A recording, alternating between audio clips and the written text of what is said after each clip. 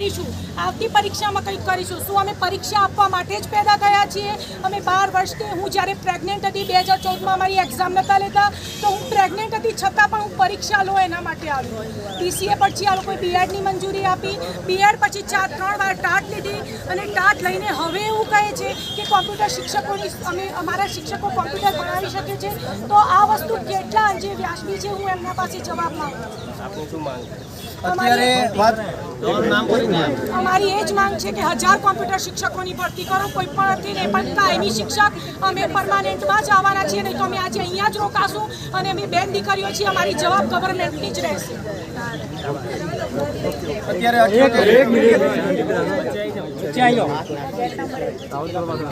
78,000 જેટલા ઉમેદવાર પાસ છે અને સરકારશ્રીના બધી જ પ્રેસ કોન્ફરન્સ મારફતે ઋષિકેશ પટેલ સાહેબે જે નીતિ નિયમો કર્યા એ અમે રાજી ખુશીથી સ્વીકારશે। 24,700ની ભરતી કરવાની છે એ પણ અમે સ્વીકારી છે, પરંતુ 9 થી 12ની અંદર 7,500ની જે ભરતી કરવાની છે એની અંદર પીટી હોય, કમ્પ્યુટર, ચિત્ર હોય, સંગીત હોય, 4 વિષયનો સમાવેશ કરવામાં નથી આવ્યો।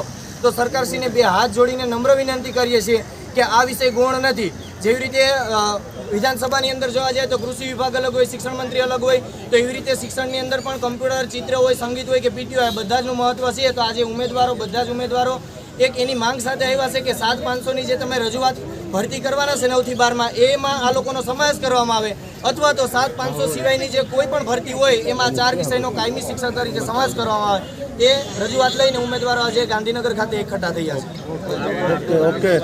મારું નામ તેજસ મજીઠિયા છે, ટેટાડ ઉમેદવાર છીએ અમે। મારે કમ્પ્યુટર, ચિત્ર, સંગીત કે વ્યાયામ કોઈ પણ વિષય લાગતો નથી, પરંતુ આજે ઉમેદવારોની જે રજૂઆત છે એની વેદનાને અમે વાચા આપવા માટે આજે સાથ સહકાર અને સહયોગ આપીએ છીએ।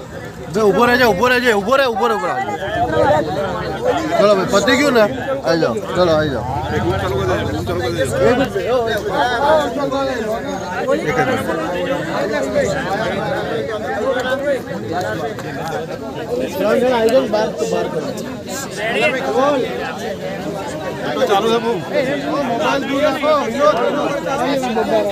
રાહુલ ભાઈ ફોન પાછો રાખો ને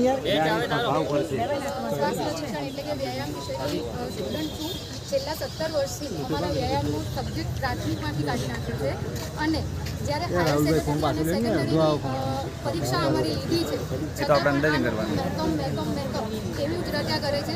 જ્યારે કે મેકોમની અંદર પણ અમારી જોગવાઈ છે, 4 ક્લાસે વ્યાયામ શિક્ષકની જોગવાઈ આપેલી છે, છતાં પણ આ લોકો વ્યાયામ, ચિત્ર, કોમ્પ્યુટર, સંગીત, આ બધા જ સબ્જેક્ટને કાઢી નાખ્યા છે।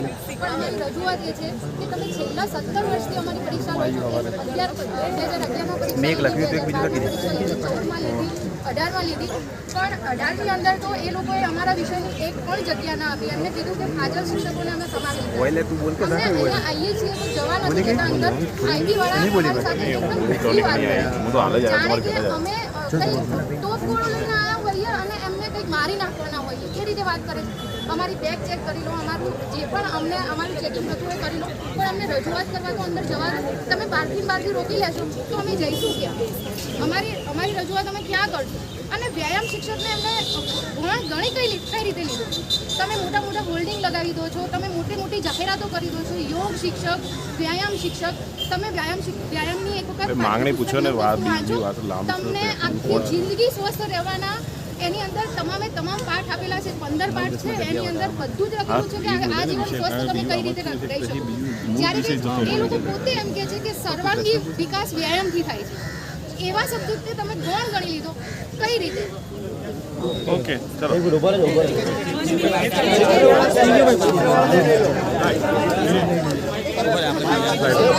લાવ આજે સમજો પ્લીઝ।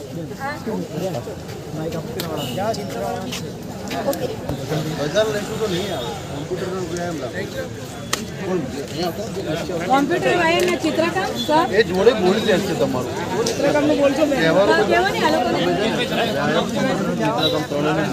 લોકોને ચિત્રકામનું બોલશો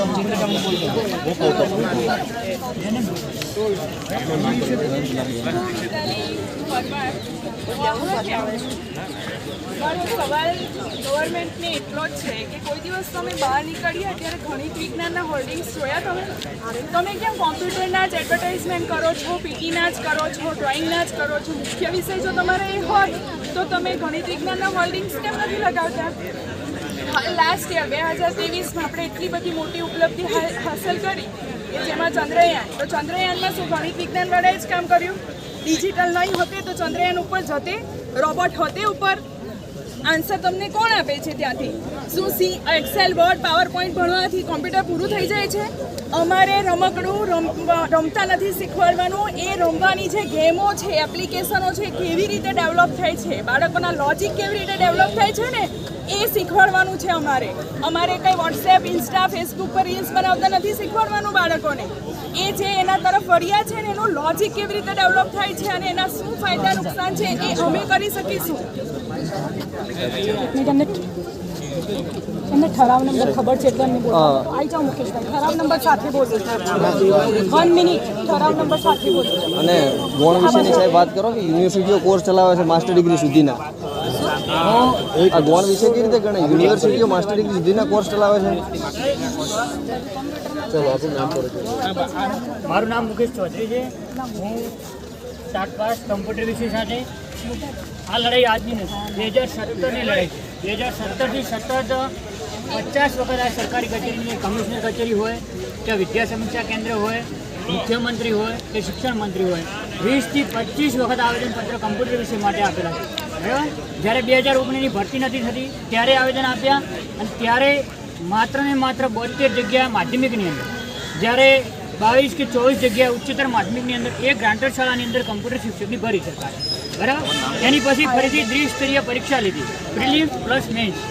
દ્વિસ્તરીય પરીક્ષા લઈ અને જ્યારે 2024ની અંદર જે વેકન્સી આવી, જે વેકન્સીની અંદર સરકારે ચૂકવું કહી દીધું છે કે આની અંદર 9, 10, 11, 12ની અંદર કમ્પ્યુટર વિષય ભરાશે નહીં, બાકીના મુખ્ય વિષયો ભરાશે.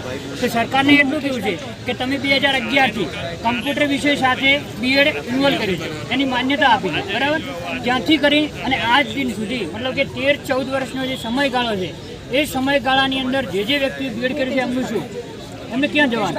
પ્લસ BCA માસ્ટર ડિગ્રીની અંદર MC આવે, MSc IT આવે છે, સાથે બીએડ આવે છે. આ જે અહીંયા વિદ્યાર્થીઓ બેઠા છે, આ વિદ્યાર્થીઓ છે એ કોઈ અમીર કે ધનવાન ઉદ્યોગપતિના છોકરાઓ નથી, સંતાન નથી. આ ગરીબ ઘરમાંથી આવે છે, ખેડૂતના દીકરાઓ છે. બરાબર, અત્યારે માસ્ટર ડિગ્રીની ફી જોઈએ તો સેલ્ફ ફાઇનાન્સની એક સેમિસ્ટરની 40,000 રૂપિયા થાય. બરાબર, બીએડની ફી 70,000 થી 80,000 રૂપિયા થાય. તો એમનું જે ભણતર છે, ડિગ્રી એમના જે મા બાપે ડિગ્રી આપી છે, ડિગ્રીનું શું? બરાબર, એક પેટે પાટા બાજી મજૂરી કરીને એમને ભણાયા છે, ડિગ્રી દીધી છે અને સરકારને મોઢે આજ આવ્યું છે કે એમની ભરતી નહીં થાય તો એમની ડિગ્રીનું શું? બરાબર, પ્લસ બીજું કે બોર્ડની અંદર ધોરણ 10ની અંદર કમ્પ્યુટર વિષય ચાલે છે. બરાબર, એવું નથી કે નથી ચાલતો. ધોરણ 9ની અંદર કમ્પ્યુટર વિષય ચાલે છે, 11માની અંદર કમ્પ્યુટર ચાલે છે, ધોરણ 12ની અંદર બોર્ડ વિષય ચાલે છે. બરાબર, સાયન્સની અંદર કમ્પ્યુટર, ધોરણ 12ની અંદર સાયન્સ ચાલે છે, કમ્પ્યુટર વિષય. અને છેલ્લા 2 વર્ષનું રિઝલ્ટ જોઈએ, સરેરાશ રિઝલ્ટ કરતાં બધા વિષય કરતાં કમ્પ્યુટરનું રિઝલ્ટ સૌથી ડાઉન છે ધોરણ 12નું. કારણ શું? કારણ કે રેગ્યુલર શિક્ષક જ નથી, ગવર્મેન્ટે શિક્ષક જ નથી આપ્યું. સરકાર જોડે અમારી એટલી જ માગણી છે કે જે 24,700ની ભરતી કરી છે એની અંદર સ્પેશિયલી કમ્પ્યુટર શિક્ષકની 1,000 થી 800 જગ્યાની અંદર મેકઅપ જોઈએ. આજે બધા કમ્પ્યુટર શિક્ષક બેઠા છે, એમની એક જ માંગ છે કે જ્યાં સુધી ન્યાય નહીં મળે ત્યાં સુધી ગાંધીનગર છોડવામાં આવશે નહીં. છેલ્લો મુદ્દો અમારે એ છે કે સરકારે સત્વરે કમ્પ્યુટર શિક્ષકની સાથે સાથે પીટી, વ્યાયામ, ચિત્ર અને સંગીતવાળા ઉમેદવાર પણ અમારી સાથે છે, એમની પણ સત્વરે ભરતી થાય અને સરકાર વિચારી અને એનો નિકાલ લાવે એ જ અભ્યર્થના છે અમારી. મલ્હારભાઈ થોડા બે કામ તો પછી લઈ લેવાની એ બધા 2 મિનિટ બેસી જાઓ, સપોર્ટ એમને બી આપશું ત્યારે બધી રજૂઆત થશે, નહીં તો આડી ભરીને જતા રહેશે. ઉભા રહેજો ને બધા ઉભા રહી જાઓ. એ બોલ શકતું એવું